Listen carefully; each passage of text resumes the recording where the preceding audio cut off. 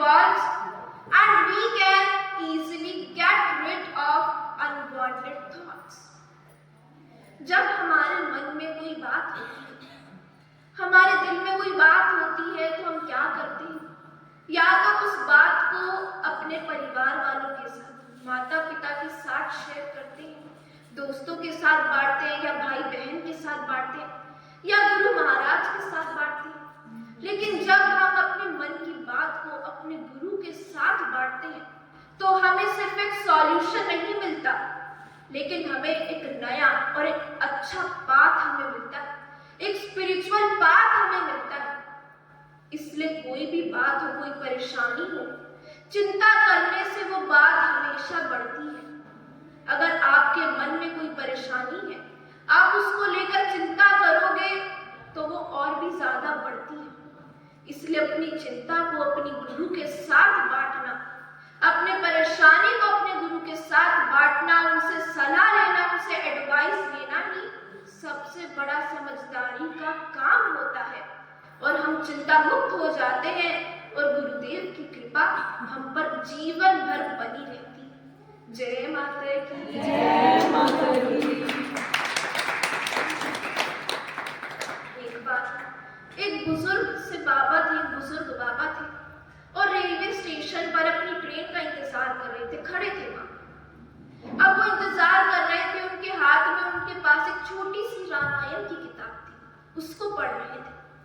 और वहां पर बहुत सारे लोग अपनी ट्रेन का वेट कर रहे थे, इंतजार कर रहे थे। वहीं पर एक व्यक्ति भी था जो अपनी पत्नी के साथ आया था, उसको भी कहीं जाना था। तो वो व्यक्ति उस बाबा को देखकर कहते कि बाबा तुम क्या ये किताब पढ़ते रहते हो, कि सुनी सुनाई कहानियां पढ़ने से क्या ही मिलेगा, समय ही बर्बाद होगा।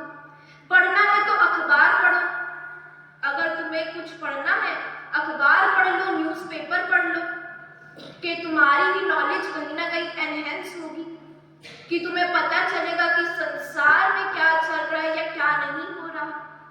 पढ़ना है तो मैगजीन पढ़ो, तुम्हारा ज्ञान बढ़ेगा। तुम यही कहानियां पढ़ते रहोगे तो इनसे तो कोई भी फायदा नहीं है। वो ऐसी बात कहता है, लेकिन बुजुर्ग बाबा कोई जवाब नहीं देते। और जब ट्रेन आती है तो ट्रेन में चढ़ जाते हैं, पीछे पीछे व्यक्ति भी चढ़ जाता है। कुछ देर बाद देखते हैं तो उस व्यक्ति के चिल्लाने की आवाज आती है।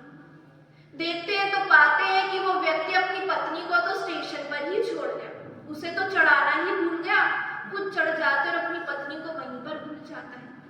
तो बुजुर्ग बाबा उसके पास जाते और कहते हैं कि बेटा अगर तुमने न्यूज़पेपर के साथ, अगर तुमने मैगजीन के साथ, अगर अखबार के साथ एक बार रामायण भी पढ़ ली होती तो तुम्हें ये ज्ञात हो जाता, तुम्हें ये पता चल जाता कि जब भगवान राम नाव पर बैठ रहे थे तो सबसे पहले उन्होंने अपनी प्रिय को, सीता माता को बिठाया था और फिर वो चढ़े थे।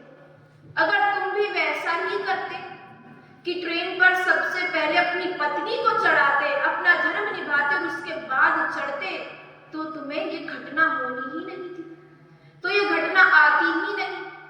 इसलिए जो भी हमारे ग्रंथ हैं, हमारे उपवेद हैं, हमारे वेद हैं, फिर चाहे वो रामायण हो, गीता हो, भागवत गीता हो, देवी भागवत हो या शिव पुराण हो, वो इंसान को इंसान बनाती है, हमें इंसानियत सिखाती है। आज की हम चाहे कितनी ही टेक्स्ट बुक्स क्यों ना पढ़ लें, लेकिन कहीं भी ग्रंथों जैसा ज्ञान हमें नहीं मिल सकता। इन जैसा वेद पुराणों जैसा ज्ञान हमें कहीं भी नहीं मिल सकता। इसलिए मॉडर्न टाइम्स में हमें इतना भी इवॉल्व नहीं होना चाहिए कि जो हमारे ट्रेडिशन है, जो हमारे ग्रंथ हैं या जो हमारा धर्म है, हम उसको ही भूल जाएं।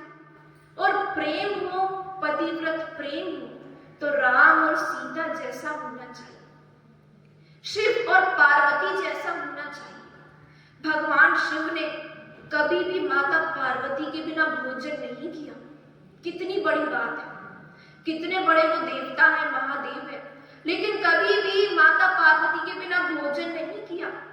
और जब कैलाश पर लौट कर आते तो माँ जगदम्बा, माँ दुर्गा आरती का थाल लिए खड़ी रहती है अपने पति के इंतजार में, उनकी आरती उतारने के लिए। तो प्रेम हो तो ऐसा पतिव्रत प्रेम होना चाहिए, शिव जैसा प्रेम होना चाहिए। अब ये बातें तो हम सीखते ही नहीं है,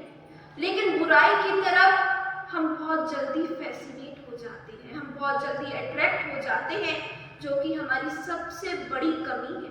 इसलिए बुराई चाहे कैसी भी क्यों ना हो, छोटी हो या बड़ी हो, लेकिन हमेशा हमारे विनाश का कारण होती है। जय माता की। जय माता की। इस जीवन में आगे बढ़ने के लिए एक पॉजिटिव एनर्जी का होना बहुत जरूरी है, एक सकारात्मक ऊर्जा का होना बहुत जरूरी है।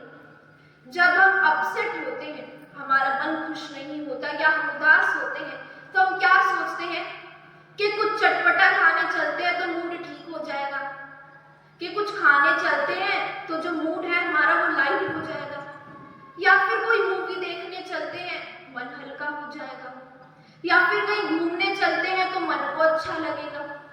तो हम कहीं ना कहीं हम सिर्फ टेम्परेरी खुशियों को ही ढूंढते रहते हैं, जो सिर्फ कुछ घंटों की होती है। लेकिन जब हम गुरु महाराज के दर पर आते हैं, जो हमारी अंतरात्मा है वो एक परमानेंट खुशी को ढूंढ लेती है। जब हम परमात्मा के पास जाते हैं तो हमारी अंतरात्मा एक जीवन का साथ ढूंढ लेती है, क्योंकि अंतरात्मा को पता है कि परमात्मा तो कभी छोड़ के ही नहीं जाएंगे, कहीं भी नहीं जाएंगे। इसलिए गुरुदेव महाराज कितना कुछ हमें सिखाते हैं और अपने भक्तों के कल्याण के लिए हमेशा खड़े रहते हैं, क्योंकि ये गुरुदेव का नियम है। तो हमारा भी तो कोई ना कोई नियम अपने गुरु के प्रति होना चाहिए, हमारा भी कोई ना कोई फर्ज अपने गुरु के प्रति होना चाहिए। जब वो हमारे लिए इतने एफर्ट्स करते हैं, हमारे लिए इतने मेहनत करते हैं, क्योंकि जब हमें तरक्की मिलती है, कोई भी खुशी की बात होती है, हमारे परिवार वाले तो खुश होते हैं, लेकिन उससे कहीं ज्यादा गुरुदेव महाराज हमारी तरक्की में खुश होते हैं, हमारी खुशी में खुश होते हैं। और आज के समय में कोई भी किसी का भला नहीं सोचता, लेकिन गुरुदेव हमेशा अपने भक्त का भला सोचते हैं। तो कोई ना कोई नियम, जैसे सुबह शाम हमें अपने गुरु की सेवा करनी है, या गुरु के दर पर जाना है, या सुबह शाम अपने गुरु के लिए हमें भोग बनाना है, उनको खिलाना है, या उनका सुमिरन करना है, उनका भजन करना है, तो थोड़ा समय अपने गुरु के लिए भी निकालो। अपने परिवार के लिए हम निकालते हैं, अपने एंजॉयमेंट के लिए हम निकालते हैं, अपनी पढ़ाई के लिए निकालते हैं, तो क्या गुरु के लिए हम नहीं निकाल सकते? थोड़ा थोड़ा समय अपने गुरु महाराज के लिए निकालेंगे तो ये जीवन जीते जी स्वर्ग बन जाएगा। जय माता की।